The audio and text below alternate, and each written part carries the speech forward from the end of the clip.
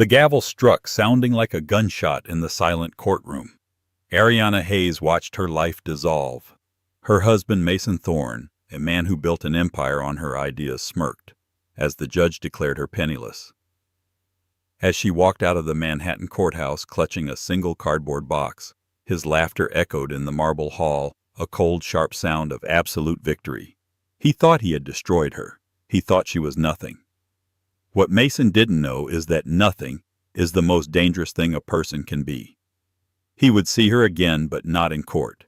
He'd see her from the ground as she stepped out of a billionaire's jet. The fluorescent lights of the Honorable Daniel P. Moynihan Courthouse hummed a flat, indifferent sound that burrowed into Ariana Hayes' skull. The air was thick with the smell of old paper and the expensive, cloying cologne of her husband's legal team. And based on the terms of the prenuptial agreement signed January 14, 2018, said Judge Maria Rinaldi, her voice devoid of emotion, all assets, properties, and holdings acquired during the marriage are designated as the sole property of Mr. Mason Thorne. Ariana's lawyer, a court-appointed junior associate who looked perpetually exhausted, slumped slightly. He had tried. He had argued duress. He had argued unconscionability. But Mason's legal team, led by the infamous pit bull Benjamin Karras, had systematically dismantled every claim. The prenup had been presented to her at the rehearsal dinner, a sheaf of papers Mason had laughed off as just a formality, darling, for the investors. He had poured her champagne, his hand on her back, his voice a velvet whisper. "It's just to protect the company, Ariana. Our company." Now that company, Thorne Global Properties, was valued at $9 billion, an empire she had helped build. Ariana had been his chief strategist. Her mind, her analysis, her uncanny ability to see market trends 3 steps before anyone else had been the rocket fuel. He was the face, the charismatic salesman who sealed the deals. She was the architect, the one who drew the blueprints in silence. And like a fool, she had drawn them on his stationery. In accordance with this finding, the judge continued, the court denies Ms. Hayes' petition for alimony. All joint accounts are to be released to Mr. Thorne. The residence at 740 Park Avenue is to be vacated by Ms. Hayes by 6:30 p.m. this evening. A ripple of motion. Mason Thorne, immaculate in a bespoke Tom Ford suit, leaned back. He didn't look at Ariana. He was checking his watch, a Patek Philippe, one she'd bought him after their first big success in the Hudson Yards redevelopment. In the gallery, his new associate, a 22-year-old influencer named Candace, stifled a small theatrical cough, her diamond bracelet catching the light. This court is adjourned. The gavel cracked sharp and final. It was over. 10 years of her life erased. Reporters sensing blood surged forward, but Mason's security, 2 massive men in dark suits, formed a human wall. Ariana, however, was invisible. They parted for her as if she were a ghost. She walked out of the courtroom, her cheap pumps clicking hollowly on the marble. In her hands was a small cardboard banker's box, the sum total of her new life. Inside, a change of clothes, her laptop, which Karras's team had graciously allowed after wiping it clean, and a framed photo of her and Mason on their wedding day, a photo she now despised. She reached the grand, echoing rotunda of the courthouse. She stopped, needing a single second to breathe before facing the cold October rain, and then she heard it. "Mason, darling, are we late for the Nobu reservation?" Candace's high, breathy voice. "Plenty of time, kitten." Ariana didn't turn, but she saw their reflection in the glass of the heavy wooden doors. Mason was adjusting his tie, a smile playing on his handsome face. He caught her reflection. Their eyes met in the glass. He saw her, standing there, shoulders slumped, holding her pathetic box. A woman he had drained of all value and was now discarding. A low chuckle started in his chest. It grew into a full, rich laugh. It wasn't a ha-ha laugh. It was a laugh of pure, unadulterated contempt. A laugh that said, "You thought you were my partner. You were just an employee. And now you're fired." He put his arm around Candace's tiny waist, kissed her temple, and pushed open the door. They swept past Ariana, carried on a wave of his arrogance and her perfume, and disappeared into the back of a waiting Maybach. The laughter hung in the air, echoing off the stone. It was the cruelest sound she had ever heard. It was burned into her skin, into her bones. Ariana stood frozen for a full minute. The sound of that laugh was a brand searing into her memory. It was the period at the end of a sentence that had been her life. She pushed the door open. The New York rain hit her instantly, cold and biting. She didn't have an umbrella. Her Maybach was gone. Her driver was gone. Her home was gone. She walked down the steps, the cardboard box getting damp. She had $400 in a personal bank account Mason had forgotten to freeze, and a mountain of personal debt he had allocated to her during the divorce, legal fees, credit cards he had opened in her name.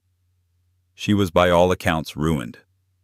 She walked past the line of black cars, past the reporters huddled under umbrellas, and kept walking until she reached the subway station. That night she didn't check into a hotel. She couldn't afford one. She checked into the Starlight Motel in a rough part of Queens, a place where the rooms were paid by the hour and the sheets smelled of bleach and despair. She sat on the lumpy bed, the box at her feet. The sound of the city, so familiar now, felt alien and hostile. She opened her laptop. The screen was black, then lit up with the factory default welcome screen. Wiped clean. 10 years of work, of memos, of strategies, of her all gone. The laugh echoed in her ears again. "You're nothing." "We'll see," she whispered to the peeling wallpaper, the words tasting like ash in her mouth. "We'll see, Mason." The despair was a cold ocean, but the laugh was a single hard piece of flint. And in the absolute darkness of that motel room, Ariana Hayes struck it. The next 6 weeks were a masterclass in humiliation. Ariana Hayes, the woman who once advised on multi-billion-dollar acquisitions, was now learning the subtle art of existing on $20 a day. The Starlight Motel was a temporary, soul-crushing stop. She quickly moved to a tiny, windowless room in a shared apartment in Bushwick found on Craigslist. Her roommates were 3 20-somethings who worked in hospitality and mistook her quiet intensity for arrogance. She who had once debated zoning laws with senators now argued over a chore wheel for cleaning the single grime-caked bathroom. Her days were spent in the fluorescent hum of the New York Public Library on 42nd Street. It was warm, it was free, and it had Wi-Fi. Her first, most crushing realization was that Mason hadn't just divorced her, he had professionally executed her. "Ariana, your resume is formidable," said a VP at Blackstone, an old acquaintance, over the phone. His voice was strained. "But the thing is, there just isn't a fit right now. The market's tight." A fit. She had defined the fit for a decade. The second call with a headhunter from KPG was more blunt. "Listen, Ariana, off the record, you're radioactive. Karras and Thorne's legal team sent, let's call it a portfolio, to every major player in the city. Non-competes, NDAs, and a very strong inference of unstable behavior. I'm sorry. No one will touch you." He had blacklisted her. He hadn't just taken her past, he had stolen her future. The $400 vanished. The legal debts, however, did not. The letters started arriving forwarded from her old address with cruel efficiency. Red ink. Final notice. She sold her wedding ring, the one thing the prenup hadn't covered. The jeweler on 47th Street barely looked at her. He saw the desperation, the good coat that was now slightly worn, the hollows under her eyes. He offered her $3,000 for a ring she knew was worth at least $50,000. She took it. It was 3 more months of rent and instant noodles. She applied for lower-level jobs.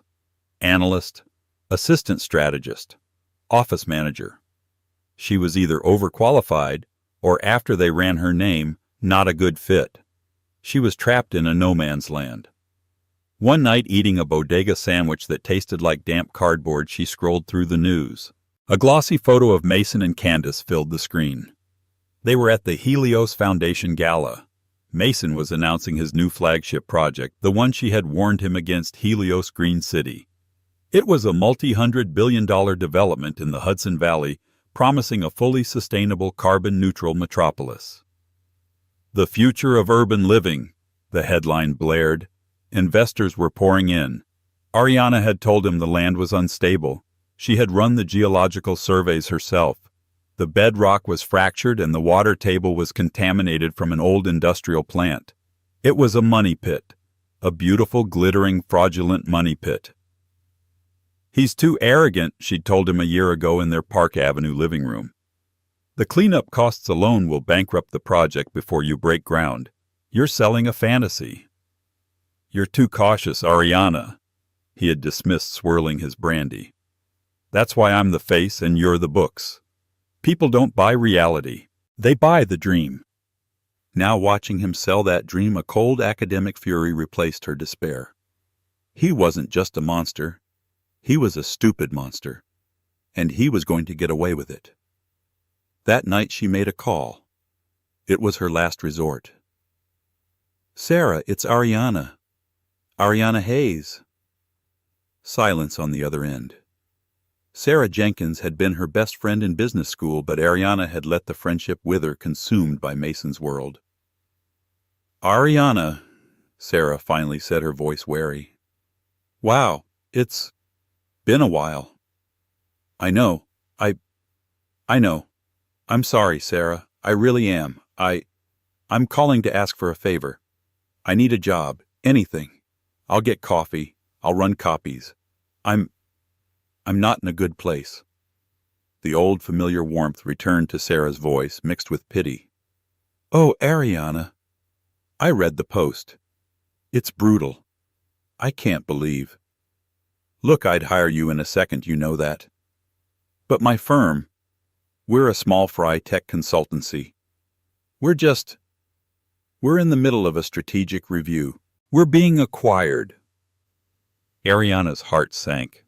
Another dead end. "Oh, well, congratulations. That's huge." "Yeah, it's terrifying, actually. The acquiring firm is intense. They're like ghosts. No press, no profile. Just a name on a letterhead." "Who is it?" Ariana asked, listlessly, stirring her noodles. "A private equity group. Stryker Innovations. Ever heard of them?" Ariana's spoon stopped. Stryker Innovations. Not just a name. The name. The firm was less a company and more a myth in the financial world. They didn't just buy companies, they absorbed them. They were rumored to be run by one man, a reclusive shadows and dust billionaire named Damian Stryker. He was the bogeyman of the S&P 500. He moved in silence, and when he struck it was always fatal. He was known for two things: an obsession with disruptive technology and an absolute intolerance for fraud. "They're acquiring you," Ariana said, her voice suddenly sharp. "Yeah, the due diligence is insane. They're sending in a team to audit every line of code we've ever written. They're led by this woman, an Evelyn Reed. She's not human. She's like a Terminator in a pencil skirt. Why?" Ariana's mind was no longer in her grimy apartment. It was moving at its old forgotten speed. The pieces were clicking into place. Stryker, Helios, Mason. "Sarah," Ariana said, standing up. "I don't need a job. I need a meeting. I need you to get me 10 minutes with Evelyn Reed." "What, Ariana? I can't. She doesn't do meetings. She gives orders." "Tell her I have information. Tell her I know where the bodies are buried in the Helios Green City project. Tell her Mason Thorne is building a $9 billion house of cards on a toxic swamp and I can prove it." "Ariana, what are you? Are you trying to get revenge? I don't want to get involved in your divorce." "This isn't about my divorce," Ariana snapped with a fire that surprised them both. "This is about a massive fraudulent public offering. Stryker Innovations plays in the same markets. They have overlapping investors. Thorne's fraud is going to poison the well for everyone. She needs to hear this. Tell her I was his chief strategist. Tell her I have the real data." There was a long pause. Sarah sighed. "Okay, I'll try. I'll email her. But Ariana, be careful. These people are not like Mason. They're different. They're dangerous." "So am I, Sarah," Ariana said, hanging up the phone. "I just forgot." She looked at the picture of Mason on her laptop screen. his arrogant, smiling face. She wasn't going to crawl back. She was going to burn his kingdom down and use the ashes as leverage. 2 days later, an email arrived. It was not from Sarah. The sender was eread@striker.global. The subject line was blank. The body contained only a time and an address. 10:00 a.m. Tomorrow, 30 Hudson Yards, 90th floor. Do not be late.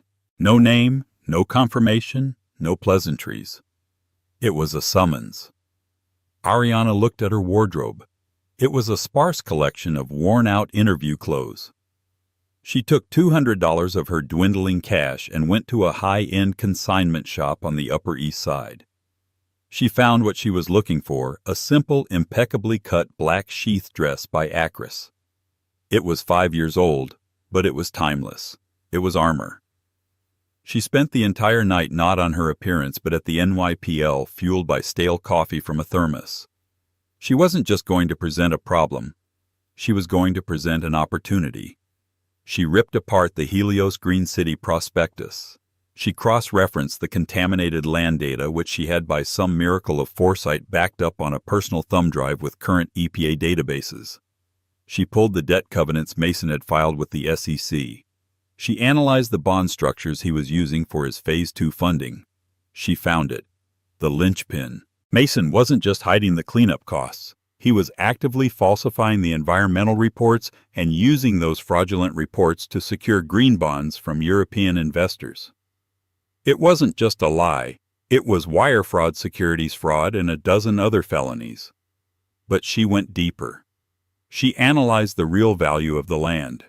Not as a city, but as something else. The fractured bedrock he saw as a flaw. She saw as a perfect location for something else entirely. Geothermal energy generation. She finished her presentation at 5:00 a.m. It was 12 slides. No filler. Just facts, figures, and a conclusion so brutal it was beautiful. At 9:45 a.m., Ariana walked into the lobby of 30 Hudson Yards. The building was a monument to new money, all glass and steel soaring into the sky. She who had helped design the financial models for this very building now felt like an insect. She gave her name to the security desk. The guard's eyes widened slightly as he looked at his screen. "Ms. Hayes, right this way. You have priority access." A private elevator. It didn't have buttons, just a single glowing panel. The ascent was silent and breathtakingly fast. Her ears popped. The doors opened directly into the 90th floor reception. There was no art. No furniture save for a single black granite desk. The walls were 40-foot panes of glass looking down on New York City. It felt less like an office and more like the lair of a god. A woman with hair pulled into a severe bun, wearing a minimalist gray suit, stood waiting. She was in her late 40s with eyes so pale blue they looked like ice. "Ms. Hayes, I am Evelyn Reed. You have 10 minutes. Walk with me." She didn't offer coffee. She didn't offer a seat. She simply turned and began walking down a long glass corridor. Ariana fell into step beside her. "My time is valuable," Evelyn said, not looking at her.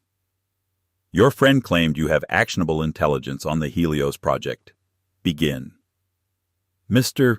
Thorne is not just underestimating cleanup costs," Ariana said, her voice steady. "He is actively committing securities fraud by falsifying EPA submissions to secure green bonds." Evelyn's pace didn't change. "We are aware. We've known for 6 weeks. His bond issuers in Frankfurt are our partners. We're already positioned to short his stock into oblivion when the news breaks." Ariana's heart hammered. A test. She had been tested. This was the moment. "You're seeing the problem," Ariana said, stopping. Evelyn stopped and turned, raising one eyebrow. "Am I?" "You're seeing the fraud. You're not seeing the opportunity. You short him, you make a few $100 million. You expose the toxicity, the project dies, and the land becomes a worthless Superfund site for 30 years. That's a janitor's move. It's clean, but it's not smart." Evelyn Reed's icy eyes narrowed. This was the first flicker of genuine interest. Go on. Mason is trying to build a city on the land. He's a real estate man. He sees the surface. He doesn't see what's under it. The fractured bedrock, the high-temperature gradient, it's a structural nightmare for skyscrapers. But it's a perfect vessel for a closed-loop geothermal power plant. Ariana pulled her laptop from her bag. She didn't wait for permission. She opened it and held it up. Helios Green City is a fraud, but the land is a multi-billion-dollar energy source. Stryker Innovations has a renewable energy division. You let Mason continue. You let him leverage himself to the hilt for his Phase 2 funding. He's desperate. He'll take toxic loans. You wait for him to break ground. The moment his excavators hit the aquifer and the EPA shuts him down, that's when you strike. Strike how? Evelyn asked, her voice a whisper. You don't just short the stock. You buy the debt. You buy it all. From the bondholders in Frankfurt, from the private lenders in Zurich. When he defaults, and he will, you don't seize the company. You seize the asset. The land itself. You get it for pennies on the dollar. You let Thorne Global Properties collapse, and Stryker Innovations builds the largest geothermal power plant on the East Coast, powering half of New York. Ariana closed the laptop. You don't just make him a cautionary tale. You make him a footnote. You make billions, not millions, and it's all legal. Silence. The only sound was the wind whistling against the glass 90 stories up. Evelyn Reed stared at Ariana. The 10 minutes had come and gone. A small, almost imperceptible smile touched the corner of her mouth. Everyone comes in here offering revenge, Evelyn said softly. They're emotional. They're messy. You came in here offering a balance sheet. You didn't just bring him a coffin. You brought him the nails and the blueprints for the cemetery. Revenge is a byproduct, Ms. Reed. This is just good business. Mr. Stryker hates Mason Thorne. It's an old rivalry from before your time. I didn't know that. Ariana lied, remembering Sarah's casual comment. No. Evelyn said, her smile widening. I'm sure you didn't. She tapped her watch. Mr. Stryker is on the Odyssey, docked at Chelsea Piers. He's expecting you. Now. Expecting me? I told you. We knew you were coming. We've been watching you since the day you left that courtroom, Ms. Hayes. We've been watching you in the library. We've been watching you at the consignment shop. We wanted to see what you were made of. Most people, they break. They get bitter. You got focused. Evelyn turned and walked back to the elevator. A car is waiting downstairs. Don't make him wait. What? What about my presentation? Ariana asked, holding her laptop. He's already seen it, Evelyn said, not looking back. I streamed it to his tablet from your laptop the second you opened it. This meeting was the final test. You passed. The elevator doors opened. Ariana stepped inside, her mind reeling. She had walked in as a beggar. She was leaving as something else entirely. The black Mercedes S-Class moved through Manhattan traffic with the serene indifference of a shark. Ariana sat in the buttery leather, her mind struggling to catch up. She had been under surveillance. Stryker hadn't just been aware of Mason. He had a file. And now she was part of it. The car stopped at Pier 59 at Chelsea Piers. Standing at the end of the dock, dwarfing the other multi-million-dollar yachts, was the Odyssey. It wasn't a yacht. It was a ship. A 400-foot behemoth of matte gray steel and smoked glass, it looked more like a naval destroyer than a pleasure craft. There was no gold, no gaudy ornamentation. It was a statement of pure brutalist power. A single crew member dressed in a simple black uniform escorted her up the gangway. She was led to a lounge at the stern. The room was a library walled with books on philosophy, physics, and antique maps. And sitting in a minimalist chair looking out at the Hudson River was a man. He wasn't what she expected. He wasn't a slick, tailored CEO. Damian Stryker was in his late 50s with a shock of untamed gray hair, wire-rimmed glasses, and a simple black cashmere sweater. He looked like a renegade university professor. But when he turned his eyes were the most intense, intelligent, and unsettling things she had ever seen. They were the color of coal, and they seemed to see everything. "Ms. Hayes, Ariana, please sit." His voice was quiet with a slight, unplaceable European accent. Ariana sat opposite him. There was no table between them. "Evelyn is impressed," he said. "Evelyn is never impressed. She thinks you're a scalpel." "I agree." "Thank you, Mr. Stryker." "Damian, Mr. Stryker is what people call me before I fire them."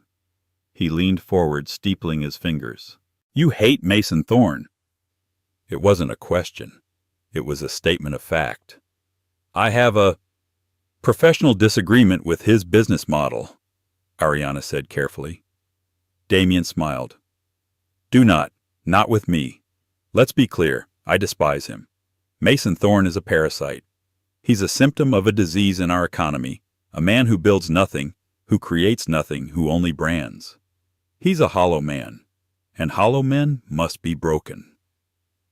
He stood and walked to the window. 20 years ago, I had a data analytics firm, my first company. We were on the verge of a breakthrough in predictive AI. We needed one more round of funding. Mason Thorne, then just a junior VP at a larger firm, handled our portfolio. He saw our tech.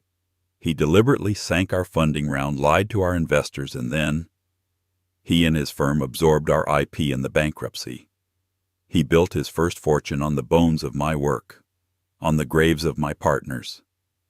The room was silent. Ariana finally understood. This wasn't just business for Stryker either. "He didn't just ruin me." Damian continued, his voice dangerously soft. "He laughed. He held a party at the 21 Club to celebrate the acquisition. I was outside. I was the man serving the champagne. He didn't even recognize me." Ariana felt a chill run down her spine. The laugh. It was the same story. "So yes, Ariana, I want him ruined. I want him dismantled. I want his name to be a warning, but I do not believe in simple revenge. Revenge is a fire that burns the wielder. I believe in outcomes." He turned back to her. "Your plan is excellent. It's smart, it's profitable, and it's lethal, but it's missing one thing." "What's that?" You're trying to give this to me. You're trying to sell me the map. I don't want the map, Ariana. I want the cartographer." He sat back down. "I am not offering you a job. I don't hire analysts. I anoint generals. The geothermal project, it's yours. I'm opening a new division of Stryker Innovations, Stryker Urban Dynamics. You will be its president. You will have an unlimited line of credit. You will have Evelyn's legal team. You will have my undivided support." Ariana was stunned. "President, you will oversee the acquisition of Thorne's debt. You will manage the seizure of the Helios asset, and you will build that power plant. You will not just be the architect of his ruin, you will be the architect of the future that replaces him. I am giving you the sword, Ariana. Show me how you swing it." This was more than she could have imagined. It was terrifying. It was exhilarating. "What do you get out of this?" she asked, her voice a near whisper. "Two things," Damian said, holding up his fingers. "One, the Helios land is a brilliant strategic asset. Your geothermal plan will revolutionize the energy grid in this city. It will make us billions, and it will actually help people. Unlike Mason's fantasy city. Two," a dark smile touched his lips, "I get to watch. I get to see the look on his face when he realizes that the nothing he threw away was the one thing that could destroy him. That is my price, Ariana. You must be the one to do it. You must be the face of his reckoning." "He won't see me coming," Ariana said, the old fire returning, burning hotter, now refined. "Oh, he won't see you at all. Not until the very end." Damien stood extending a hand. You start today. You are no longer Ariana Hayes the victim. You are President Hayes of Stryker Urban Dynamics. Evelyn has an apartment for you at 15 Central Park West.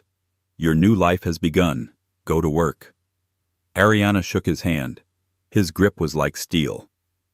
She walked off the Odyssey and back into the waiting Mercedes. She was the same woman who had entered the motel in Queens, but she was entirely remade. The despair was gone, burned away. The humiliation was gone. All that remained was the cold, clear, brilliant purpose. The laugh had been the flint. The abyss had been the darkness. Damien Stryker had just handed her the steel, and Ariana Hayes was ready to start a fire. The next 18 months were a blur of transformation. Ariana Hayes ceased to exist. In her place, President Hayes was forged. Her new apartment at 15 Central Park West overlooked the park, a vantage point of power and silence. But she was rarely there. Her new home was a sterile, high-tech office in the Stryker building and the first-class cabins of jets flying to Zurich, Frankfurt, and Hong Kong. Damien Stryker was true to his word. He was not a boss, he was a mentor. He was less a CEO and more a grandmaster of chess. He didn't tell her what to do, he taught her how to think. Never attack the king directly, Ariana. He'd advise moving a piece on the rare ivory board in his office. The king is a symbol protected by pawns and knights. You don't attack him. You isolate him.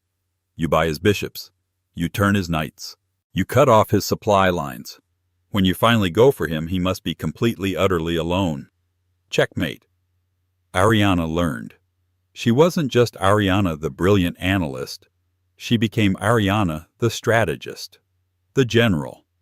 Her first move was silence. She vanished from New York social and professional circles. As far as the world was concerned, she had disappeared, a tragic footnote in Mason Thorne's meteoric rise. Meanwhile, Mason was flying high. Helios Green City was the darling of the financial world. He was on the cover of Forbes and Fortune. He and Candace were the new it couple, their Instagram filled with charity galas and trips to St. Bart's. He was borrowing money at an astonishing rate, leveraging every asset he had to fund the massive project. He was arrogant, overextended, and blind. Ariana, operating through a series of shell corporations and cutouts established by Evelyn Reed's team, began her work. She started in Germany. She met with the board of the Frankfurt-based bank that held the first tranche of Mason's green bonds. She didn't present the fraud. Instead, she presented an alternative and immediate quiet buyout of the entire debt portfolio at 95 cents on the dollar. Mr. Thorne's project is ambitious, she told the skeptical German bankers. Stryker Innovations believes the risk profile is too high. We are willing to take that risk off your hands. It gives you immediate liquidity and zero exposure. They saw it as a bad bet by a competitor. They saw free money. They sold. Next, Zurich, a private hedge fund that had given Mason a massive bridge loan. This was harder. They were sharks. So Ariana gave them blood. She anonymously leaked just enough of the real EPA data to one of their junior analysts. 2 days later, the fund called her. They were terrified their investment was about to go to zero. Ariana, through another shell company, offered to buy the debt at a distressed price, 60 cents on the dollar. They snapped it up, grateful to escape. She repeated this process in Hong Kong and London and Dubai. She didn't buy all his debt, just the key pieces, the ones with the strictest covenants, the ones that, if defaulted, gave the holder seizure rights over the land itself. In 18 months, Ariana Hayes, as president of Stryker Urban Dynamics, became the primary creditor for Helios Green City. She owned Mason Thorne. He just didn't know it. During this time, she was also building. She hired a skunkworks team of the world's best geothermal engineers and urban planners. In a secure facility in Nevada, they began drawing up the blueprints for the Stryker resonance plant. It was her vision, her project. Her transformation was total. The consignment shop dress was replaced by bespoke suits from Xenia and the Row. Her hair was cut into a sharp, efficient bob. Her voice, once hesitant, was now low and measured. She learned to command a room with silence. She spoke with Damien weekly. "He's broken ground," she reported one day, standing on a hillside overlooking the Helios site from a mile away, binoculars in hand. "And," Damien's voice came over her earpiece, "and just as we predicted, they hit the aquifer at 30 meters. The eastern site is already flooding. My anonymous tip to the EPA regional office went in an hour ago. They'll have inspectors there by nightfall." "He'll try to bribe them," Damien said. "He will. And the inspector he tries to bribe is an undercover FBI agent from the Public Corruption Unit, a little cross-agency cooperation Evelyn arranged." Damien chuckled. "The night has been turned. Well done." The next day, the stop work orders were issued. The news hit Bloomberg. Thorne Global's stock stuttered. Mason predictably panicked. He called a press conference. He called it a minor bureaucratic hurdle, a temporary delay. To prove his project was sound, he did exactly what Ariana's psychological profile predicted he would do. He doubled down. He announced a massive black-tie Helios gala to be held at the project's glittering sales center. He would unveil his Phase 2 plans and bring in his final round of A-list investors. It was a desperate, arrogant move to save face. "He's hosting a party," Ariana told Damien, walking into his office on the 90th floor. "He's inviting his friends to his own execution," Damien replied, not looking up from a map. "The gala is in 3 days. All his covenants have a material delay clause.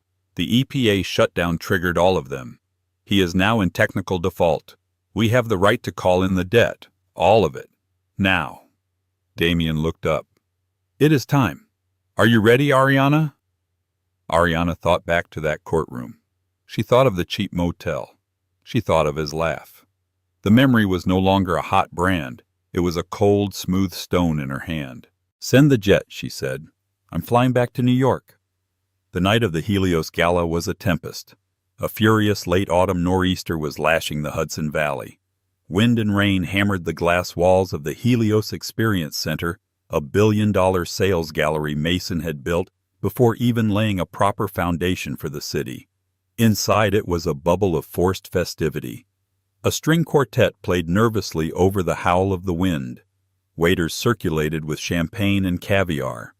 Mason Thorne, looking slightly strained, but still radiating arrogant charm, worked the room. His Phase 2 investors, billionaires, hedge fund managers, and sovereign wealth representatives were huddled in anxious groups, whispering about the EPA shutdown and the plunging stock. "A temporary setback. A political shakedown," Mason boomed, tapping a glass for attention. He was on a small stage in front of a massive, glowing architectural model of the city that would never be. "The fact that you all braved this storm tonight shows your commitment. Helios is not just a project. It's a destiny." Candace, dripping in diamonds, clapped a little too enthusiastically. Outside, the storm was getting worse.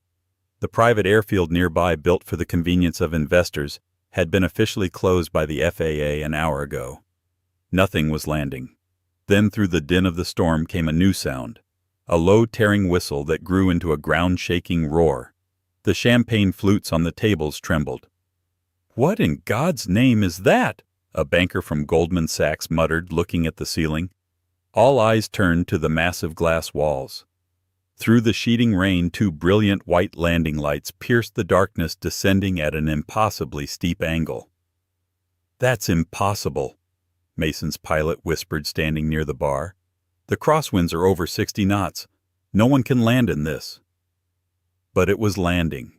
The plane was a sleek silver Predator, a Gulfstream G700, the newest and most advanced private jet in the world, renowned for its ability to handle extreme weather. It touched down on the flooded runway with a smoothness that defied physics.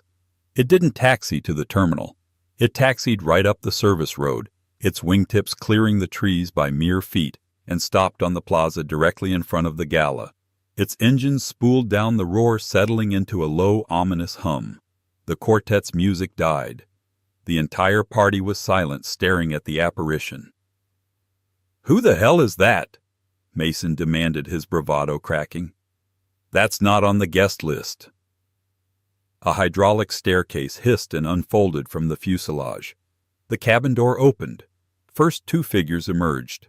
They were both dressed in severe dark suits. One was Evelyn Reed. The other was a man Ariana's team had simply called the Closer, the head of Stryker's corporate litigation. They fanned out standing at the bottom of the steps, holding umbrellas that immediately inverted in the wind. Then a third figure appeared in the doorway. The figure was silhouetted against the bright cabin light. It was a woman. She wore a single-breasted, cream-white power suit by Zegna.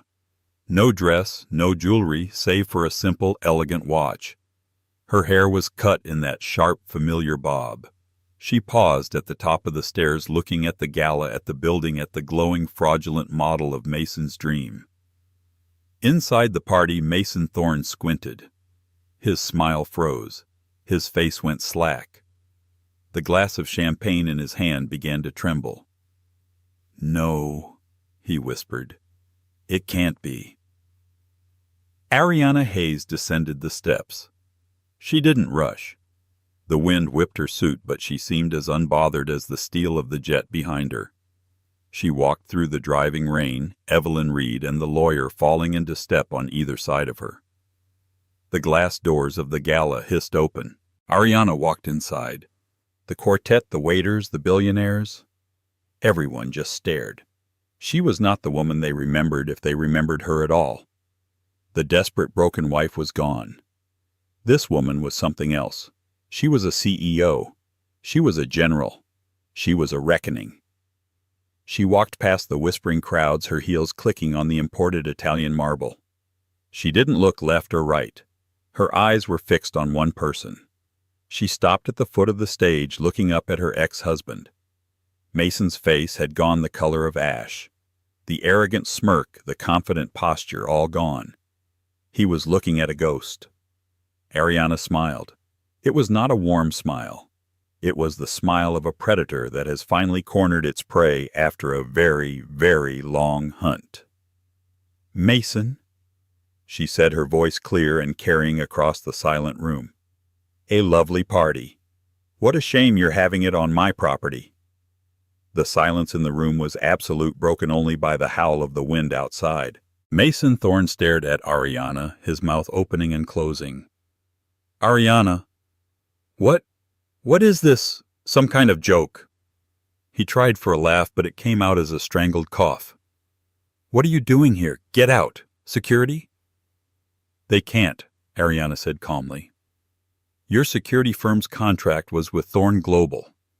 As of 5:01 p.m. Eastern Standard Time, the board of Thorne Global, a board now controlled by its primary creditor, voted to terminate that contract. My security is now handling this site." On cue, the two men at the door were joined by four more, all emerging from the storm, all wearing the same simple black uniforms as the Odyssey's crew. They quietly and efficiently secured the exits. What creditor?" a panicked investor shouted from the crowd. Ariana turned, addressing the room as if it were her own boardroom. "That would be me, or more accurately, Stryker Urban Dynamics, of which I am president." She gestured to Evelyn Reed. "My legal counsel is now handing each of you a portfolio. Please take one." Evelyn and her team moved through the crowd, handing out thin, elegant folders bound in black.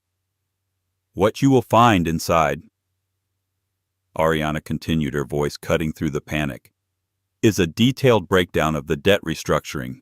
You see, Mr. Thorne has been in default on his primary loan covenants for 72 hours ever since the EPA shut down this site. The debt holders, the bank in Frankfurt, the fund in Zurich, the consortium in Hong Kong, they all chose to sell their positions rather than enter a messy bankruptcy. Stryker Innovations acquired them all." Mason staggered back, grabbing the podium for support. You did this. The EPA. The leaks. That was you." "I simply provided the relevant agencies with the truth," Ariana said, her voice cold. "The truth you've been spending billions to hide. The contaminated water table. The fractured bedrock. The fact that this green city is and always was a catastrophic environmental disaster and a spectacular fraud. She stepped up onto the stage, standing next to the glowing billion-dollar model of the fake city. "You sold a dream, Mason, but you built it on a swamp. And now the note has come due." She turned back to him. Her face was granite. "As the sole creditor, Stryker Urban Dynamics has exercised its rights. We are not seizing your company. It's worthless. We are seizing the asset. This land, this building, everything. As of an hour ago, the deed was transferred. You, your investors, and your girlfriend. You are trespassing." Candace let out a small shriek and bolted for the door, diamonds rattling. No one stopped her. The investors were in uproar, shouting, checking their phones, calling their lawyers. They were rats on a sinking ship. But Ariana wasn't finished. She wasn't just here to take his company. She was here to fulfill the second part of Damien's price. But you can't," Mason stammered. He was ruined. He knew it. "Oh, it gets worse, Mason," Ariana said, taking a step closer. The lawyer on cue stepped forward and served Mason with a thick stack of papers. "Those," Ariana said, "are not from me.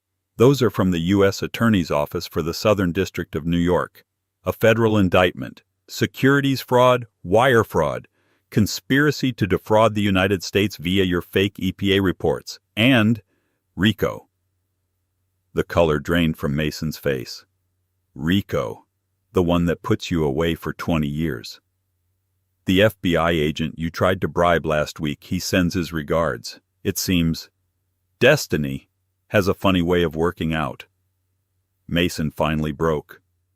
The arrogant master of the universe crumpled. "Please, Ariana, please. You can't. I'll give you anything. A settlement. Half, just. Call them off." He was begging, on his knees. The man who had laughed at her now begging. Ariana looked down at him, her expression unreadable. The room watched, holding its breath. She knelt so she was at his level.